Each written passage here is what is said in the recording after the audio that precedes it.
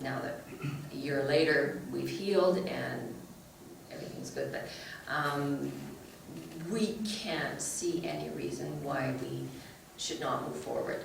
And you know, given all the legal guidelines, we fall within it, and we're ready to proceed. Thank you. Thank you. Thank you both. Thanks.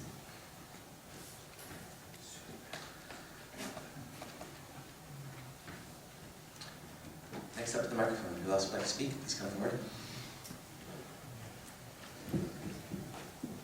Hi, my name is Kevin Cuddy. I live at 2825 Tudor Avenue. 75% of my property is covered by the EDPA. The only thing I find interesting is, so that earlier delegation about the goats sounded like a really nice idea, one that I'm not going to be afforded to me, because I'm pretty sure the goats would be disturbing the environment that's in my backyard. And that, you know, it just, people talk about anger. I'm so angry about the fact that the land, my entire investment is my backyard that I bought for the beauty. I like it exactly the way it is. I'm not planning on doing anything to it, but I couldn't put a goat back there.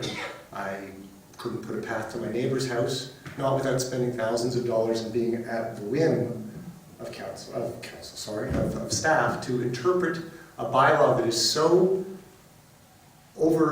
it is so completely in their favor.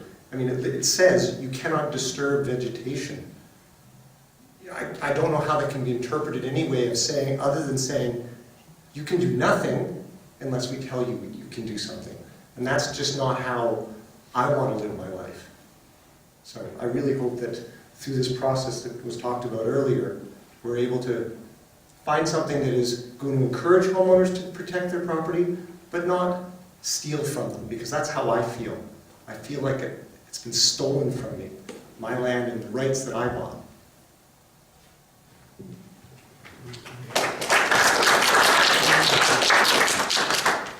Thank you for that. Next speaker, please.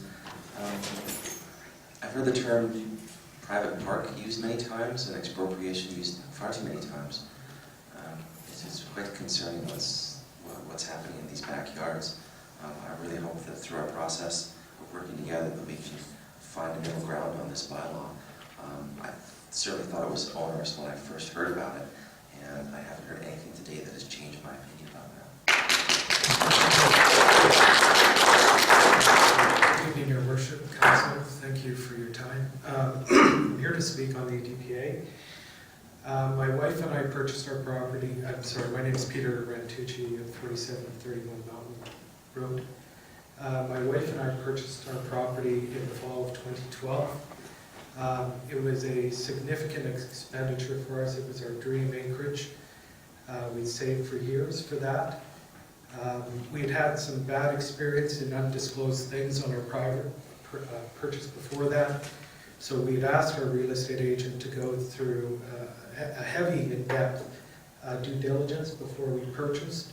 He went down to Sandwich District Hall, went through microfiche, talked to the planning department, came back to us and said this property is clean, good purchase. We went ahead and purchased it. No idea there was an EDPA on it. I can tell you unequivocally, I would never have purchased this property had I known it. It was actually a neighbor who's here tonight who came and said, as he saw me ready to clear some brush, because my son had been in it and had got wood ticks. And the one thing that had been disclosed by the previous owner is he had contracted Lyme disease in 2004 on the property. So there was a lot of active management of brush, and we were trying to continue that. Regardless, about a third of this acreage is under the EDPA, and about a third of that is actually our house. And pavement, pavers, about 80% of the house. I don't believe there's any environmental scientist out there that would ever say a house is an environmentally sensitive area. The impact on us has been significant. When we bought this, it was our dream property. We plan to live till the rest of our days on it. We loved every part of this property. I will tell you, I hate this property now. I hate everything it represents to us. We'd sell and leave if we could. I've had a real estate agent come up. They've told me the one thing to do is get this off the house because it's gone from a sought-after property to a difficult-to-sell property. And that is the impact of this. And that's why this isn't about education, about the EDPA. It's about looking at its fundamentals, about whether the goals that were being sought are actually being achieved, and have you achieved it in a way that has the least impact on the rights of homeowners. Because that's how proper governance is supposed to happen. And I'm encouraged by all of you who've spent the time tonight to listen to us. What we need to see, though, is that this comes to a logical and fair conclusion for all of us. Thank you. Thank you.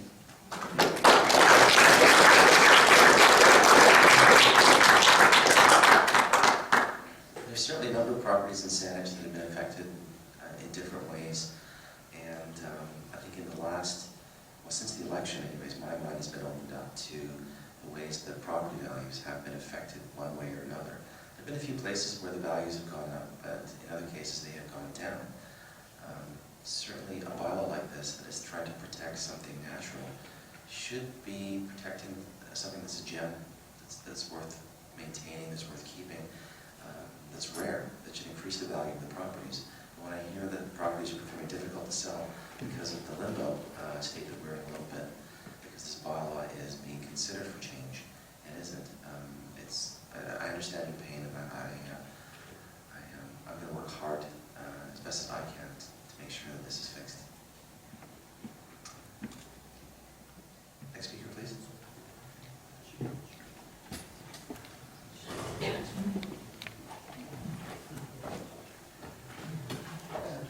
I didn't know about the motions or suggestion that Councillor Derman suggested about not refusing to send toxic material to Shawnigan Lake to be dumped there.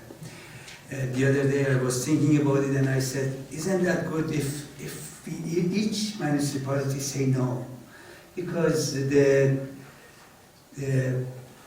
Environmental Appeal Board was not really an environmental appeal board. It was a con game. They didn't consider the concern of the people. It is unconscionable for me as a resident of Saanich to send our toxic soil or toxic material to the middle of a watershed, not bottom, but the middle of a watershed, which is going to drain somewhere. Is it going to be affect Souk Lake or Shawnigan Lake? I think the children that live in that area, that if 20 years down the road, 30 years down the road, they come with cancer, I think all of us are responsible for it. So I hope Saanich Council really considers, say no, we are not willing to send the material to that area that it's possible to contaminate other people's life. Thank you. Thank you, Betty. One clarification, Chair, is that Councillor Derman made the motion for all of the CRD, not just Saanich, so it's more important than just Saanich. Yes. I like that concept. It's been like, vote with your dollars, right? Don't send it there. What business do you have? Next up, the microphone. Any of the members of the public wish to speak? We'd love to hear from you. Any issue, home, neighborhood, how are we doing?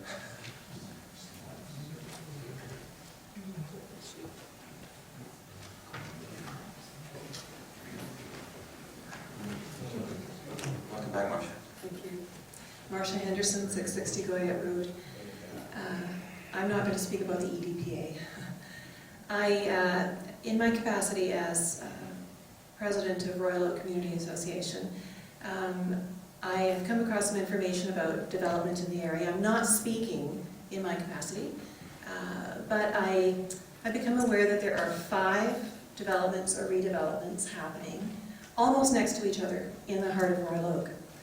And they're all coming up within the next couple of years.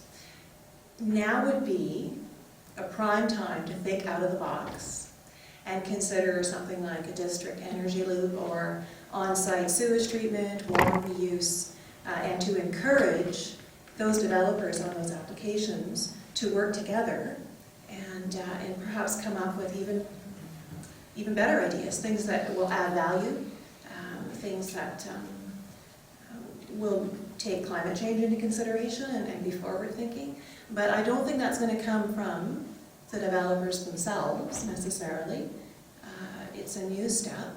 I hope that perhaps Saanich can be part of encouraging the developers in this situation to work together.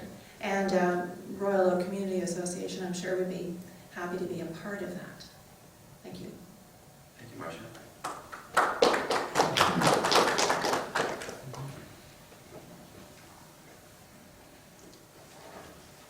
My name is Laurie Adam. I live at 4718 Mountain Road.